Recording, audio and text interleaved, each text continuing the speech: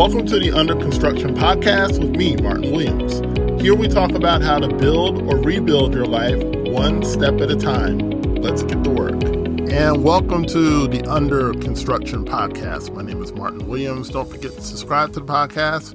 You may do so on Apple Podcasts, Spotify, YouTube, and SoundCloud. All the links to the podcast can be found at guidedexpressions.com/podcast with an S. Today, we are continuing our journey through the science of getting rich. We are now on day 10, and this is going to be a bit of a shift because up to now, we've been talking about mindset and talking about specifically the types of thoughts that you want to think if you are really serious about getting rich. And to review, getting rich is much bigger than in your bank account, even though that's important. It's also being rich in soul as well as in your mind, experiencing all that life has to offer to the extent that you can experience it in the days you have on this earth. So it's very important that we live to have our fullest expression on earth, right? And according to the author, it's very difficult for you to do that if you're not rich because, let's face it, if you're spending 50, 60 hours a week making ends meet, trying to pay the bills and doing all these things, it can be very difficult for you to experience all that life has to offer. It can be very difficult for you to travel and sample different types of cuisine and different locations and, different countries and all of these different things and, reading the books and taking in the art and listening to all the music. All these things take time. So, the science of getting rich is really about being rich on multiple levels. Again, not just in your bank account. So up to now, most of this review has been about theory, important theory nonetheless. But now we get to the action-producing part of this philosophy. There's a certain way to act in order to get rich. Waddell said that by thought, you can impel gold to you, right? Basically, you can position yourself that money comes knocking on your door, right? Thought can put you in the right position, but action makes it manifest. The money may knock at your door, but you have to take action to open it. Right? You got to open your door so the money can come in. Okay? So man must not only think, but personal action has to supplement the thoughts. Organize your business activity, whatever your business you're in, whether you're in business for yourself or working a job, so that when the abundance comes, you can handle it. Right? So organize your financial life. How many people listening right now, you don't keep track of how much you spend. You don't keep track of how much is going out in the form of expenses. You don't keep track of what comes in. Okay? So if you were to get $1 million, could you really handle it? And I would say probably not, because you're not exhibiting good organizational structure when it comes to your finances. Let's say that you're in business, right? Is your business set up to handle 1 million customers? For a lot of people, the answer is no, right? So if it isn't, stop wishing for more customers and start preparing for that greater amount of customers, because those customers have the money that you need and want, right? I'm in business for myself. And so those customers and clients that come to me have the money that I need in order to take care of myself, take care of my family in the way that I desire to do. So I've got to be able to handle that level of demand when it shows up. So what does it mean to act in a certain way? When things are brought to you, they're brought to you by your thought. Okay? But they will be in the hands of other men, as Waddell writes. And these men, and when he says men, he's talking about people, men and women, right? They're going to ask for the equivalent of the money that they have. So if someone comes knocking on your door, and this could be virtually, this could be, I've personally, but also virtually, right? When someone comes to your website, they have money in their account. What are they going to exchange that money for? Because most people don't just give money for the sake of giving money. They give money in exchange for something. What are you going to give in exchange for that $20, right? What are you going to give in exchange for that $100, for that $1,000? Okay, you only get what's yours by giving to people what belongs to them. Now, this is a very, very interesting way of thinking about it, right? Giving people what belongs to them. You have to give people what belongs to them. This audio doesn't belong to me. When I release it, when I put it out into the world, it belongs to the people. It belongs to whoever looks for it. It belongs to whoever decides to listen to it. It belongs to them. Okay? When I put out a course, that course belongs to people, right? Now, when you think of it in that way, it completely changes the way that you look at producing it, as well as how you present it to the world. Okay? If someone were to give you a bag of tools, right? And the tools were new and said, hey, you can use it for whatever, maybe you got to put a bed together, maybe you got to put a dresser together or what have you. Just give it back to me when you're done, right? So they let you hold the tools, right? And you do whatever you need to do. And then you give it back to that person. Are you going to give it back with a bunch of, food and, you're going to give it back to them dirty? No, you're going to give it back to them in the shape that you received it, if not better. At least you should, right? So in the same way, when people give you their time, when people give you their attention, you need to give their time and attention back to them, or give the equivalent of that time and attention back to them greater than what they gave to you.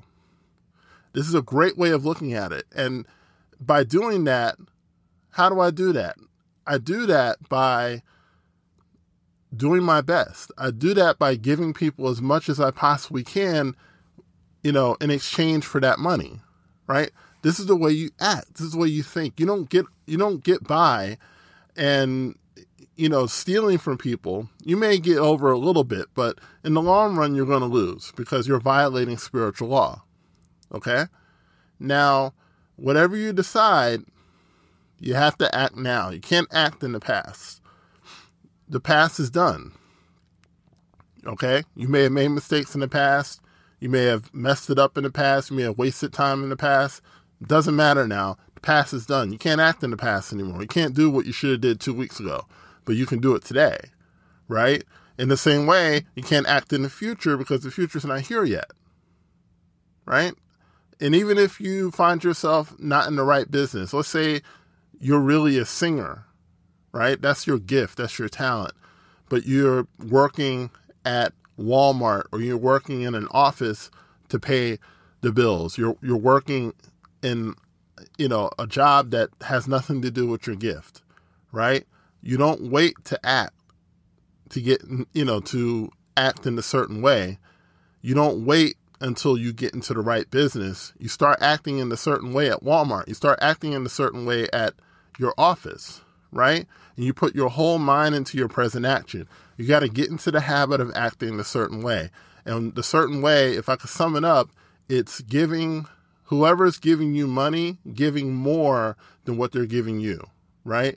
So if your job is giving you a salary, giving them more in value than what they're giving you. And if you do that, it'll get to the place where that job can no longer afford you and you're ready to move to bigger and better things, whether it's a better paying job or moving into your own business where the sky's the limit. So put your whole mind into present action is what Waddles continues to say. There's never any time but now. There will never be any other time than right now. You can only act where you are. So you don't worry about yesterday's work. Do today's work well. Don't try to act on people out of your reach. Don't try to make people do something they don't want to do. And we kind of talked about this a little bit before, right? we have to be very careful that we don't try to manipulate people. Okay? Don't wait on a change of environment. Act and your environment will change. Do things in a certain way and your environment will change. You don't have to worry about changing your environment. Your environment will change when you start acting in a certain way. It's likely that the things that you've been doing for a while, they will make you rich because you will learn to do them in a certain way. So what he says here is that, maybe you don't want to work in an office. Maybe you don't want to do administrative work, but it might make you rich if you do it in a certain way, right? If you do it in a certain way, you might elevate yourself to, a higher level. You may get promoted. You may be someone that gets hired by someone who's a multimillionaire and wants to pay you whatever, you feel you're worth, right? And you got rich in a certain way and you say, well, that's not really my gift, but if it makes you rich, okay?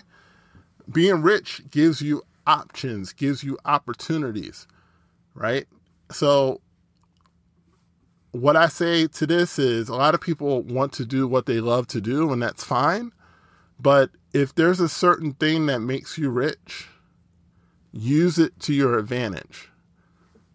Take that money that you make doing that thing, right, that's bringing in money right now, invest it, save it, right, put it to work. And then you get to a point where you can make a choice and say, well, I'm no longer going to work for money because I've got so much money coming in. I got money coming in from here, money coming in from this investment, from that investment. That's a little sidetrack, but I want you to really start thinking about, don't wait until you find something that you love to do. Start doing things in a certain way now. Start doing it now. So you don't have to wait until you start singing. You can start doing things in a certain way at Walmart and then sing on the side. And then, when it's time for you to go full out into singing, you're not going in it being completely broke. You can go into it with some savings set aside. So, it's not so stressful and you can just concentrate on perfecting your gift and not worry about paying the bills. Does that make sense? Hopefully it does. Right? So use your present business, Waddles continues, as a means of getting into a better one. That's basically what I just explained, right? When you use your present business, and again, your business can be your current job. You may be at a job that you're not necessarily crazy about, but when you start doing things in a certain way, you'll find your attitude change. When I decided to do things in a certain way at my current job, my attitude changed about my job. I stopped hating my job so much because I knew that I was building momentum to not only go into my own business full time, I have my own business now, but to go into it full time and then not just go into business, but actually have it be profitable, have it be something that takes care of me and my family, to have it in a position where I can hire people. All that happens by doing things in a certain way. So create and get a vision of the perfect business and hold on to that perfect vision, but act in your present business, right? So have a vision of the business that you want. Have a vision of the business that you desire, but act where you are now. Does that make sense? So envision where you want to be, but act where you are now. Can't really give you any better advice than that. So I want to thank you for taking this journey with me on day 10 of the Science of Getting Rich. This whole journey through the book.